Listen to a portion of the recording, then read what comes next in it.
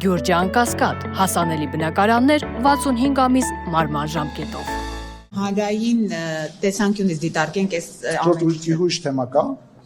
Դա եմ ասում, մենք տեսեք անվտանգային թեմաներ ունենք, տնտեսական թեմաներ ունենք, չնայած վարչապետն ասում է այո, բայց այդպես չպատկերը։ Հիմա այդ թեմաները թողած, այսինքն իշխանության ամբողջ զբաղմունքը այս հարցն է։ Ինչո՞ւ ասես, որ իշխանության ամբողջ զբաղմունքը դա։ Ամեն օր գրառում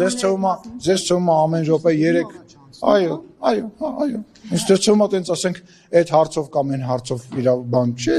ով այսօրի ինչ ասես քննարկումը, բարև ձեզ։ Ով ասես այսօր ինչ ասես քննարկումը, դաշտը բաց է եւ ազատաբար յուրաքանչյուր մարդ քննարկել ինչ ուզում է։ Այսինքն ավելի առաջնային։ Այսինքն ձեզ թվում է տենց մենք բոլոր գործերը դրանից տուժում է եւ դրանից հետո էլ արդեն այնքան հուզված ենք լինում, էլ որովհետեւ բերեք անվտանգային հարցեր։ Ուրեմն օրակարգ բերեք դուք արեք դա։ Այսինքն եթե տեսեք, մենք օրակարգ ենք ստեղծում, բայց դուք գալիս եք եւ օրակարգ եք դարձնում այն, որը որ այսօր խոսացվում է։ Ուրեմն երկրում բազմաթիվ բաներ է փոխվում, օրենքներ է ընդունվում, 550 օրենք ենք անցյալ տարի ընդունվել։ Քանի անգամ եմ ես եկել ստեղ, դուք ինձ հարց եք տվել օրենքի մասին, հələ հիշացրեք։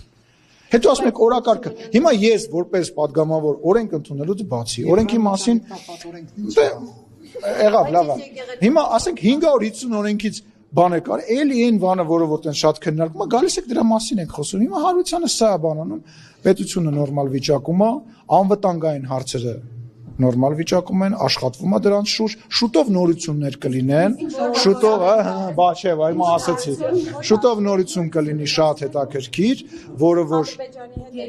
շուտով նորություն կլինի շատ հետաքրքիր, չասեցի, լավ, ասում շուտով կլինի նորություն հետաքրքիր, տեղեկություն կլինի, կարծում եմ որոշ ժամանակ անց ենթադրում եմ, որ մյուս ամիս վարչապետը նաև ասուլիսով հանդես կգա, դուք հնարավորություն կունենաք օրակարգային ռեալ հարցերից խոսալ, այլ ոչ թե խոհանոցային, այլ ոչ թե բամբասանքային, եւ օրակարգը ձևավորեք։ Ես 20 րոպե աստեղ կանգնած եմ։ Հաջան Լավ է հիմա ապրում։ Փաշինյանն ասում է 150% հիմա ավելի լավ է ապրում։ Դրա մասին նախ եւ առաջ դրա մասին խոսում են թվերը, նախ եւ առաջ դրա մասին խոսում են թվերը։ Ակնհայտ է, որ տնտեսական ազատությունները այսօր միանշանակ շատ ավելի մեծ են, մենք դրա մասին խոսացել ենք։ Այսօր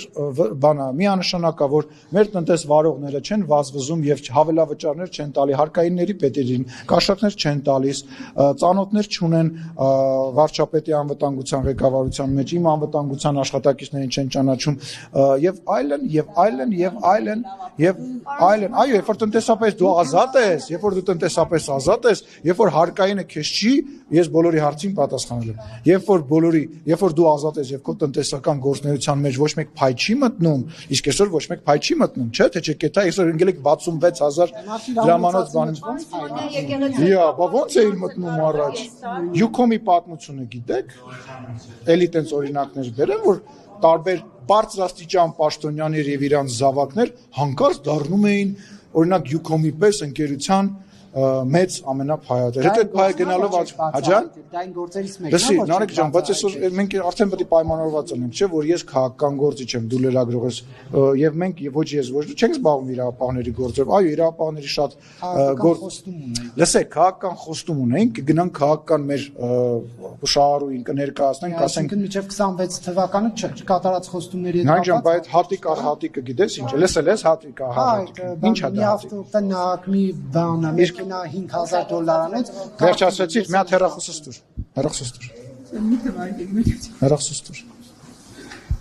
5000 ինչ ասացիր։ $5000